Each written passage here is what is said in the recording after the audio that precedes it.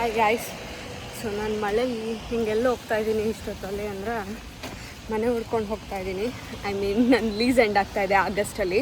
ಈಗ already June ಇದೆ ಅಲ್ಲ, ಇನ್ 2 months ಇದೆ ಅಷ್ಟೇ. ಇನ್ನು ಮುಂಚೆನೇ ಶುರು ಮಾಡಿರ್ತಾರೆ ಎಲ್ಲರೂ ಕೂಡ ಮನೆ ಹುಡ್ಕೋಕ್ಕೆ ಅಂತ. ನಾವು ಲೇಟಾಗಿ ಶುರು ಮಾಡ್ತಾಯಿದ್ದೀವಿ. ಸೊ ಅದಕ್ಕೆ ನಮಗೆ ಬೇಕಾಗಿರೋ ಥರದ್ದು ಮನೆಗಳು ಸಿಗ್ತಾರೆ ಇಲ್ಲಿ. ಹೇಗೆ ಅಂದರೆ ಒಂದು ನಾವು ವೆಬ್ಸೈಟ್ಸ್ ಇರುತ್ತೆ, apartment.com, zillow.com ಆ ಥರ, ಅಥವಾ ಫೇಸ್ಬುಕ್ಕಲ್ಲಿ. ಅದೆಲ್ಲ ಏನಂದರೆ ಏಜೆಂಟ್ಸ್ ಇರ್ತಾರಲ್ವ, ಅವ್ರು ಹಾಕಿರ್ತಾರೆ ರಿಲೇಟಿವ್ಸ್. ಸೊ ಅವ್ರು ಏನು ಮಾಡ್ತಾರೆ, ಅವರಿಂದ ಹೋದರೆ ಅವರು ಬ್ರೋಕರ್ ಥರ, ನೀವು ಅವ್ರಿಗೆ ಬ್ರೋಕರ್ ಫೀ ಪೇ ಮಾಡಬೇಕಾಗುತ್ತೆ.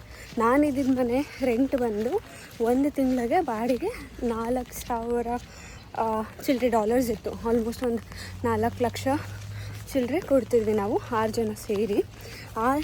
ಅದಕ್ಕೆ ನಾವು ಸ್ಟಾರ್ಟಿಂಗ್ ಬಂದಾಗ ಬ್ರೋಕರ್ ಫೀನಲ್ಲೇ ಹೋಗಿದ್ದು, ಯಾಕಂದರೆ ನಾವು ಆ್ಯಪ್ ಮೂಲಕ ಬಂದಿದ್ದಲ್ಲ. ಸೊ ಬ್ರೋಕರಿಗೆ ಫೀ ಕೊಡಬೇಕಿತ್ತು, ಅದು 4 ಲಕ್ಷ ಕೊಟ್ಟಿದ್ದು ಅವರಿಗೆ. ಸೊ ಆ ಥರ ಇವಾಗ ನಾವೇನಾದರೂ ಮತ್ತೆ ಬ್ರೋಕರಿಂದ ಹೋದರೆ ಅವರಿಗೆ ನಾವು ಕೊಡಬೇಕಾಗುತ್ತೆ. ಸೊ ಒಂದೊಂದು ಸರಿ ಏನಾಗುತ್ತೆ ಅಂದರೆ, ಯಾರ್ದು ಮನೆ ಇರುತ್ತಲ್ಲ ಓನರು, ಅವರೇ ಬ್ರೋಕರ್ ಫೀ ಪೇ ಮಾಡಿರ್ತಾರೆ. ಕೆಲವೊಂದು ಸರಿ ನಮ್ಮ ಹತ್ರನೂ ಇಸ್ಕೊತಾರೆ, ಅವ್ರ ಹತ್ರನೂ ಇಸ್ಕೊತಾರೆ. ಡೈರೆಕ್ಟಾಗಿ ಇಲ್ಲಿ ಹೆಂಗೆ ಗೊತ್ತಾ, ಓನರ್ಸು ಮೇಂಟೈನ್ ಮಾಡೋದು ಎಲ್ಲೋ ರೇರು. ಎಲ್ಲ ಹೆಂಗೆ ಅಂದರೆ ಮನೆಗಳನ್ನ ಮ್ಯಾನೇಜ್ಮೆಂಟಿಗೆ ಕೊಟ್ಬಿಟ್ಟಿರ್ತಾರೆ. ಸೊ ಒಂದು ಮ್ಯಾನೇಜ್ಮೆಂಟು ಅವರು ಒಂದಷ್ಟು ಮನೆಗಳನ್ನ ಮೇಂಟೈನ್ ಮಾಡ್ತಾರೆ. ನಾನು ಇದ್ದಿದ್ದ ಮನೆಗೆ ಓನರ್ ಯಾರಂತ ಕೂಡ ನಂಗೆ ಗೊತ್ತಿಲ್ಲ. ಅವ್ರು ಸೈನ್ ಮಾತ್ರ ನಮ್ಮ ಲೀಸಲ್ಲಿ ನೋಡಿದ್ದಿದ್ದು ಅಷ್ಟೇ, ಬಿಟ್ಟರೆ ಏನೇ ಆದರೂ ಕೂಡ ಮ್ಯಾನೇಜ್ಮೆಂಟ್ನೇ ನೋಡ್ಕೊತಿದ್ದು. ಸೊ ಅದಕ್ಕೆ ಡೈರೆಕ್ಟ್ ಮ್ಯಾನೇಜ್ಮೆಂಟ್ ಹತ್ರ ಹೋದರೆ ನಾವು ಇವಾಗ ಬ್ರೋಕರ್ ಫೀ ಪೇ ಮಾಡೋಂಗಿಲ್ಲ.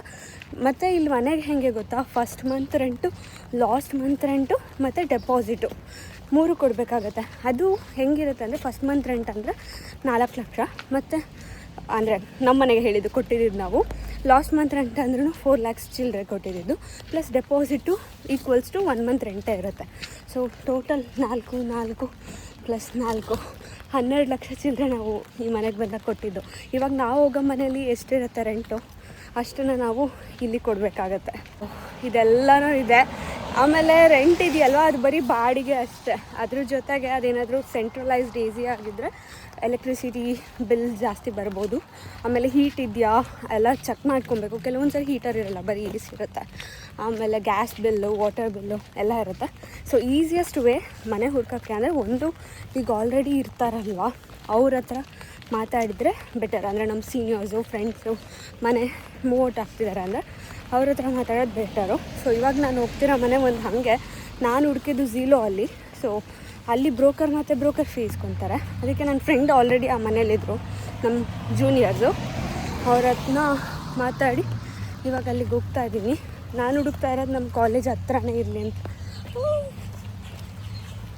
ನೀರು ಕಾಣ್ತಾ ಇದೆಯಾ, ಚೆನ್ನಾಗಿದೆ ವೆದರು, ಮಳೆ ಬರ್ತಾ ಇದೆ.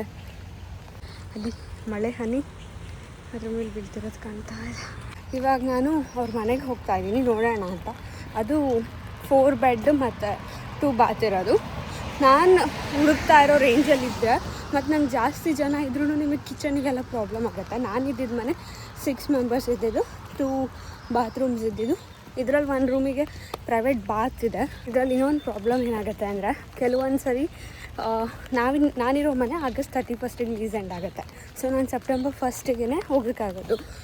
ಕೆಲವೊಂದು ಜೂಲೈಗೆ ಮೂವಿನ್ ಆಗಬೇಕು, ಆಗಸ್ಟ್ 1st ವೀಕೆ ಮೂವಿನ್ ಆಗಬೇಕು ಅನ್ನೋದೆಲ್ಲ ಇರುತ್ತೆ. ತಲೆ ಕೆಟ್ಟೋಗ್ಬಿಡುತ್ತೆ.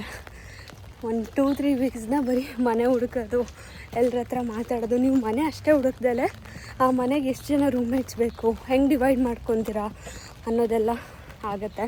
ಮತ್ತು ಲ್ಯಾಂಡ್ ಲಾರ್ಡ್ಸ್ ಹೆಂಗೆ ಅಂದರೆ, 3 bed ಇದ್ದರೆ ಶೇರ್ ಮಾಡೋಂಗಿಲ್ಲ, ಬರೀ 3 ಜನ ಇರಬೇಕು. ಆ ಥರ ಎಲ್ಲನೂ ಏನೇನೋ ಇರುತ್ತೆ.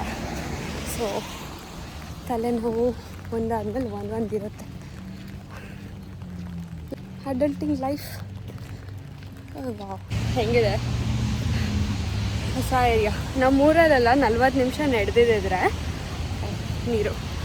ಎಕ್ಸಾಕ್ಟ್ಲಿ ನಮ್ಮೂರಲ್ಲಿ 40 minutes ನಡೆದಿದ್ರೆ ಅಟ್ಲೀಸ್ಟ್ ಪಕ್ಕದೂರಿಗೆ ಹೋಗಿ ಸೇರ್ತಿದ್ವಿ. ಇಲ್ಲಿ 40 ನಿಮಿಷ ಅಲ್ಲ, 1 hour ನಡೆದ್ರೂ ಕೂಡ ಪಕ್ಕದ ಏರಿಯಾಗೂ ಹೋಗ್ತಾ ಇಲ್ಲ, ಅದೇ ಏರಿಯಲ್ಲೇ ಇರೋದು.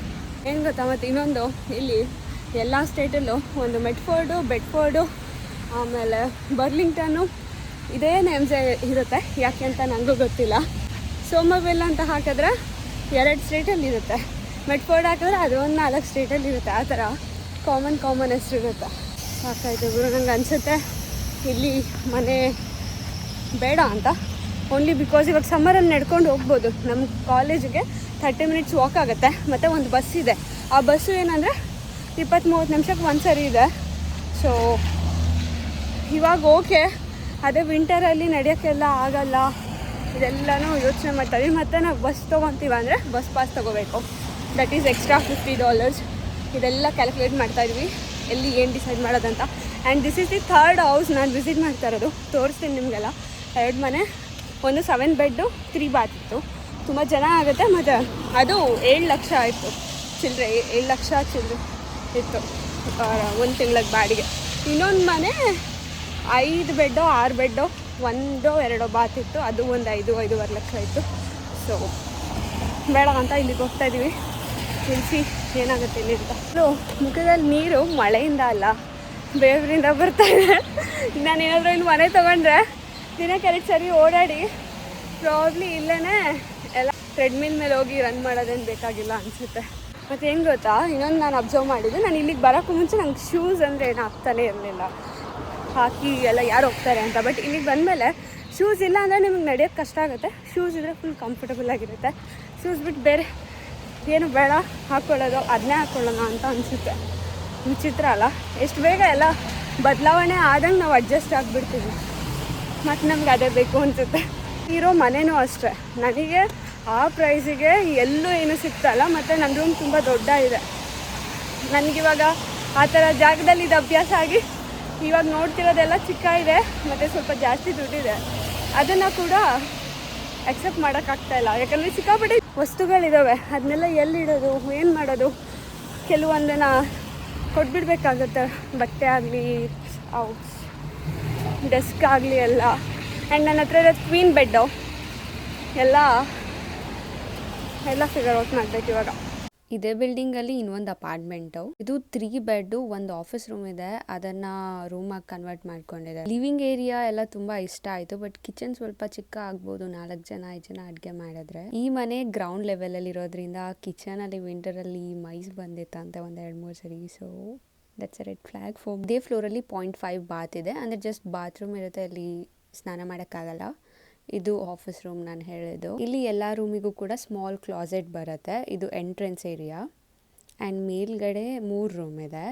ಇದು 1 ಬಾತ್, ಫುಲ್ ಬಾತ್ ಅಂತಾರೆ. ಇಲ್ಲಿ ಸ್ನಾನ ಮಾಡೋದು ಇರುತ್ತೆ, ಸೊ ಅದಕ್ಕೆ ಫುಲ್ ಬಾತ್ ಅಂತ. ಇದು ಇನ್ನೊಂದು ರೂಮು. ಇಲ್ಲಿ ಕ್ಲಾಸೆಟ್ ಅಂದರೆ ನಮ್ಮ ಥರ ದೊಡ್ಡದಿರಲ್ಲ, ಇಷ್ಟಿದೆಯಲ್ಲ ಇದೇ ದೊಡ್ಡದು ಇದ್ದರೆ ನಮಗೆ. ಆ್ಯಂಡ್ ಈಚೆಗಡೆನೂ ಇರುತ್ತೆ, ಅಲ್ಲಿ ಕೋಟ್ಸ್ನೆಲ್ಲ ಇಟ್ಕೊಳ್ಳೋದಕ್ಕೆ. ಇಲ್ಲಿ ಒಂದು ರೂಮಿಗೆ ಒಳಗೆ ಕ್ಲಾಸೆಟ್ ಎಲ್ಲ ಅಂತ ಈಚೆಗಡೆ ಹಾಕಿದ್ದಾರೆ. ಆ್ಯಂಡ್ ಫೋಟೋಸ್ ವೀಡಿಯೋಸ್ ನೋಡಿ ಬಂದಿದೆ. ಈ ಅಟ್ಯಾಚ್ಡ್ ವಾಶ್ರೂಮ್ ಮತ್ತು ರೂಮ್ ಮಾಸ್ಟರ್ ಬೆಡ್ರೂಮ್ ಇದೆ, ವಿಚ್ ಲುಕ್ ರಿಯಲಿ ಸ್ಮಾಲ್. ವೀಡಿಯೋಸಲ್ಲಿ ತುಂಬ ದೊಡ್ಡದಾಗಿತ್ತು. ಇದೇ ರೂಮ್ ಅದು. ಮನೆ ನೋಡ್ಕೊಂಡು ಬಂದ್ವಿ, ಆದರೆ ಮನೆ ಚೆನ್ನಾಗಿದೆ. ಬಟ್ ಪ್ರಾಬ್ಲಮ್ ಏನಂದರೆ ವಿಡಿಯೋ ಅಲ್ಲಿ ಅದೊಂದು ರೂಮ್ ಇಷ್ಟ ಆಗಿತ್ತು ಆಯಿತಾ ನನಗೆ. Master bedroom with attached washroom ಇತ್ತು, ದೊಡ್ಡ ಕಾಣಿಸ್ತಿತ್ತು. ಆದರೆ ಚಿಕ್ಕ ಇದೆ ಅನಿಸ್ತು. ನಂದು ಕ್ವೀನ್ ಬೆಡ್ ಹಾಕ್ಬಿಟ್ರೆ ಬೇರೆ ಏನಕ್ಕೂ ಜಾಗ ಇಲ್ಲ. ಆಮೇಲೆ ರೆಂಟ್ 1000 ಒಳಗಿದ್ರೆ ಓಕೆ ಅಂತ ಅಂದ್ಕೊಂಡಿದ್ದೆ. ಬಟ್ ಇಟ್ಸ್ 1300 ಸಮಥಿಂಗ್ ಆಗುತ್ತೆ. ಸ್ವಲ್ಪ ಜಾಸ್ತಿ ಅನಿಸ್ತು. ಆಮೇಲೆ ಇಲಿ ಬರುತ್ತಂತೆ ವೆಡ್ನೆಸ್ಡೇ ಅಂತ ಆಗಿನಿ. ಇಲಿ ಬರುತ್ತಂತೆ ವಿಂಟರ್ಸಲ್ಲಿ, ಅದಕ್ಕೇ ಇಲ್ಲೇನೋ ಆಯಿತು. ಇಲಿ ಎಲ್ಲ ಬರುತ್ತಂತೆ ವಿಂಟರ್ಸಲ್ಲಿ. ಸೊ ಅದು ಪ್ರಾಬ್ಲಮ್ ಇದೆ, ನೋಡೋಣ. ಆಮೇಲೆ ನಮ್ಮ ಕಾಲೇಜಿಂದ ತುಂಬ ದೂರ ಬರುತ್ತೆ, ಇದು ಹೊರಗಡೆ ಬರುತ್ತೆ, ಅದಕ್ಕೇ ಇಷ್ಟು ಕಮ್ಮಿ ಇದೆ ಅನಿಸುತ್ತೆ. ಆಮೇಲೆ ಫುಲ್ಲು ಜಾಸ್ತಿ ರೋಡ್ ಪಕ್ಕನೇ ಇದೆಯಾ, ಯಾವಾಗಲೂ ಕಾರಿನ ಶಬ್ದ ಆ ಥರ ಇರುತ್ತೆ ಅಂತ ಅನಿಸ್ತಾ ಇದೆ. ಓಕೆ, ಐ ಥಿಂಕ್ ಮುಂದಕ್ಕೆ ನೋಡಬೇಕು. ಈ ಥರ ಇದೆ full area. I think next ವ್ಲಾಗಲ್ಲಿ ಸಿಗ್ತೀನಿ. ಬಾಯ್ ಬಾಯ್ ಬಾಯ್. ಇವತ್ತು ರಾತ್ರಿ ಇನ್ನೂ 2 ಮನೆ ಹೋಗೋದಿದೆ, ನಂಗೆ ಗೊತ್ತಿಲ್ಲ ವ್ಲಾಗ್ ಮಾಡ್ತೀನ ಅಂತ. ಆದರೆ ತೋರಿಸ್ತೀನಿ ಆಯಿತಾ.